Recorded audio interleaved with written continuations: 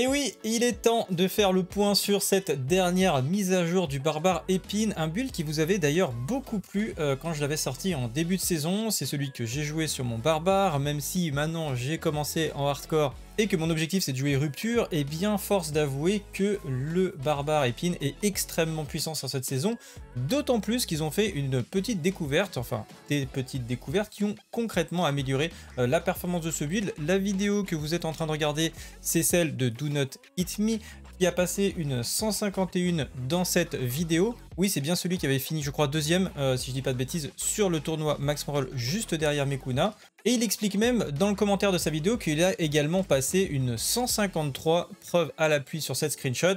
Donc c'est pour vous dire à quel point les dégâts ont évolué, et puis je vais vous expliquer donc ce qui a été changé et comment fonctionne le build pour ceux qui le découvrent. Vous êtes nombreux à regarder régulièrement mes vidéos sans y être abonnés, et si vous en voulez plus pour les prochaines saisons avec plein de nouveaux builds, n'oubliez pas de vous abonner et d'exploser la cloche. Sur ce, c'est parti!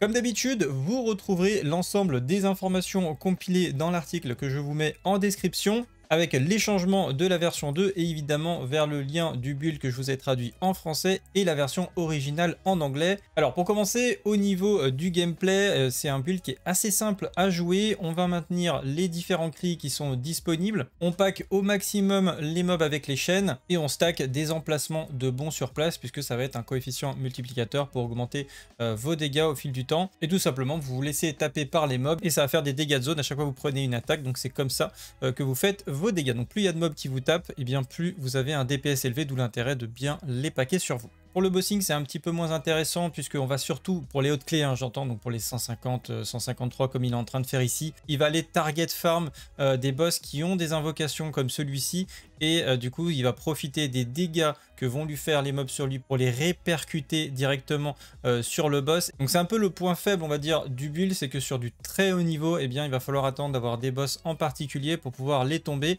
Et même de manière générale sur du mono-cible. Alors quand vous avez un stuff monstrueux comme lui, vous pouvez défoncer des boss, hein. D'ailleurs, voilà, sur la première partie, il one-shot Uber Lilith. À chaque passage, en fait, elle se one-shot, en fait. Et littéralement, vous voyez, là, elle est quasiment full vie. Regardez, elle va faire son passage, elle va faire son attaque.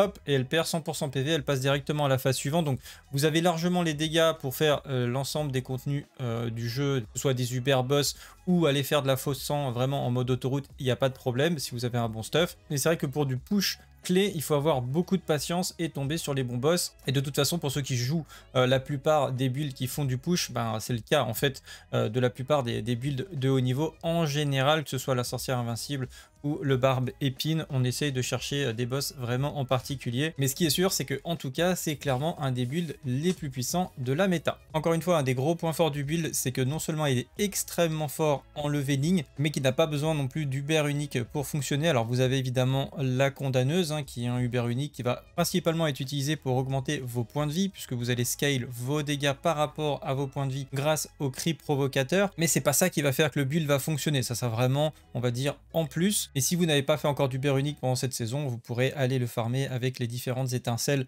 bonus. Ça s'obtient assez rapidement. Et la côte rasoir, eh bien, soit vous pouvez l'avoir en trading assez facilement, soit vous pouvez la target farmer. Et je vous ai indiqué ici qu'elle dropait sur Zir, et vous avez le guide également sur mon site. Au niveau de l'aspect sur Home, on va avoir l'aspect du sang de fer qui va réduire les dégâts effectués par les adversaires quand ils sont sous saignement. C'est extrêmement puissant comme affixe. L'aspect du toucher maudit pourra principalement impliquer de la vulnérabilité en permanence sur les différentes cibles. L'aspect de Bulkatos qui est essentiel au build pour pouvoir générer des tremblements de terre au sol, qui va nous permettre d'activer une glyphe que je vais vous montrer précédemment, parce qu'il a continué de faire des améliorations à ce niveau-là. L'aspect de métamorphose pour avoir un dash inarrêtable. Sur votre première arme à une main, vous avez l'aspect de calme intérieur avec un coefficient multiplicateur quand vous restez immobile. La condamneuse sur la deuxième arme. Si vous n'avez pas encore la condamneuse, vous pouvez dupliquer les statistiques que vous verrez ici sur la première arme et mettre un aspect offensif de votre choix. Sur l'amulette, vous avez l'aspect des éléments qui va augmenter vos dégâts de manière périodique. Sur l'amulette, vous avez l'aspect des éléments qui va augmenter vos dégâts de manière périodique sur un nouveau coefficient multiplicateur. Sur votre premier anneau, vous avez l'aspect du chef de guerre avec du CDR sur vos cris. Sur le deuxième anneau, vous avez l'aspect de pas de géant pour réduire le CDR de votre bon. Sur votre arme à 2 mains contendante, eh bien, on a l'aspect d'Hirsute qui va permettre à vos épines de faire des dégâts de zone, donc très important dans le build également. Et enfin, l'aspect de tremblement de terre, et là c'est la deuxième ligne qui vous intéresse, que choc de terrestre on l'utilise pas, mais lorsque vous trouvez au milieu d'un tremblement de terre, vous infligez des dégâts supplémentaires en coefficient multiplicateur, donc celui-ci nous intéresse énormément. Donc du coup, qu'est-ce qui a été changé en plus de ça au niveau du build? Eh bien, on va utiliser une arme d'as pour bénéficier du nouveau coefficient multiplicateur qui se trouve dans l'arsenal du barbare, qui est sa compétence, on va dire, de classe.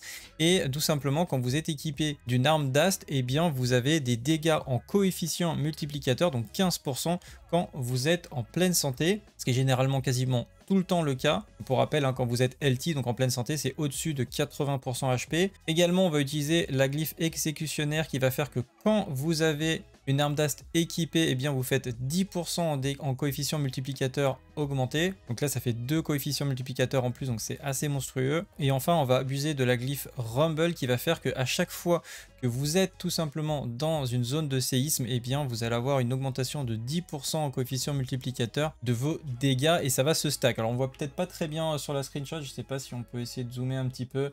Bon, c'est pas fait pour, mais là le chiffre que vous voyez ici c'est 26. En fait c'est dans la vidéo, donc quand vous êtes ici vous voyez que là il stack, donc là par exemple il a 13 stack ici, donc je vous laisserai voir hein, parce que là il a un écran qui est tellement large qu'on voit pas trop ce qui est écrit.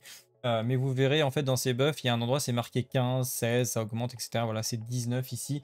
Ce buff là en fait c'est le buff de la glyphe qui fait qu'il se trouve en fait dans une zone de séisme. Et c'est pour ça en fait que sur le buff vous allez voir il saute, il stack les zones, comme ça il les stack, il les stack, il les stack. Là il a 18, 19 et à chaque fois qu'il en fait, bah, ça augmente en fait tout simplement les dégâts de la glyphe, hein, le coefficient multiplicateur de la glyphe. Donc c'est pour ça qu'il arrive à faire autant de dégâts et que ça va être important de maîtriser cette technique. Alors je suis conscient qu'il y en a pas mal qui jouent sur console, qui n'arrivent pas à faire ce mouvement là parce que ça demande de faire le force move et bien que peut-être le force move existe sur console, on ne peut pas l'utiliser de la même manière que sur PC pour cancel l'animation et relancer le bond aussi rapidement. Donc peut-être que vous pouvez diviser par 2 ou 3 le nombre de stacks, à mon avis ça restera fort, vous pouvez le jouer. Après pour avoir autant de zones à ce niveau là, je pense que vous allez monter à 6 ou 7 stacks, mais pour les 25 ou 26 stacks, je pense pas que vous y arriverez. Est-ce que c'est grave? Bah peut-être que vous ne ferez pas de la 151, mais même sans ça, avec son équipement, là vous pourriez tout simplement monter au moins assez facilement sur de la 130, je pense, même à 6 stacks quoi. Au niveau des compétences, on va partir cette fois sur écorchement 4 sur 5 et on va prendre écorchement martial en amélioration. Ensuite, on prend le passif présence imposante, 1 point dans cri de ralliement et son amélioration cri de ralliement stratégique, 1 point dans accès de colère, 3 points dans robustesse, 1 point dans cri provocateur et son amélioration cri provocateur stratégique. On va maxer le cri de guerre 5-5 et on va prendre cri de guerre énergétique. 3 points dans voix tonitruante, 3 points dans commandement d'assaut et 2 points dans hurlement guttural. On prend le bon avec 1 point et on prend son amélioration bon puissant. Le passif résistance agressive 3 sur 3, 1 point dans ferveur du combat, 3 points dans combat de fosse et 3 points dans frappe fatale, 1 point dans le brise-genou, 1 point dans poigne de fer et la poigne de fer dueliste en amélioration, 3 sur 3 dans peau dure et 3 sur 3 dans contre-offensive et on finit par le passif ultime sans contrainte. Et enfin on a mis à jour le parangon et je vais vous partager les nouvelles glyphes à ce niveau là. Voilà, donc vous allez voir, il a pas mal optimisé, il a changé de forme en fait le parangon, donc je vous laisserai le refaire. Au niveau des glyphes à focus en priorité, enfin celles que vous devez pex en priorité, on commence avec la glyphe de puissance, ensuite on va prendre le plateau Brizos et vous allez prendre la glyphe territoire. Ensuite on part à gauche, on va prendre la glyphe mobilisation et c'est sur le plateau carnage, on part vers le haut, on prend le plateau porte-guerre et la glyphe bagarre. Ensuite, on part vers la droite, plateau décimation et on prend la glyphe revanche. Et ensuite, on part vers le haut, on prend le plateau rage de sang et on finit avec la glyphe bourreau. Voilà, et vous avez absolument toutes les clés pour réaliser ce build à la maison. Si vous voulez venir me voir et discuter, eh bien n'hésitez pas d'apporter un petit peu de force sur Twitch quand je stream. Alors j'essaye de stream du mardi au vendredi, en général de 15 h à 18 h. Sauf quand j'ai une vidéo YouTube urgente à faire ou un impératif IRL. Et j'ai proposé de remonter un barbare hardcore puisque le dernier est mort et je vous avais d'ailleurs fait gagner un giveaway par rapport à ça. Bref, la suite de l'aventure, c'est très bientôt. En tout cas, pour ma part, c'est tout pour aujourd'hui. Vous pouvez également nous rejoindre sur Discord si vous voulez discuter, faire des échanges, faire vos invocations ou tout simplement faire du Theorycraft sur Diablo 4. On se retrouve dans la prochaine vidéo. Salut à tous, salut à Guild, ciao, bye. Salut, moi je suis le barbare Épine. Idéal pour le bus, c'est pratique, c'est cool, c'est serein. Tout le monde respecte mon espace privé, c'est bien agréable, ça me fait bien rigoler. Même les mémés me laissent leur place dans le bus. Les démons de sanctuaire n'osent plus m'approcher, c'est un plus. Avec mes épines, je fais régner la loi. Personne n'ose m'approcher, il faut peut-être que je prenne une douche. En fait,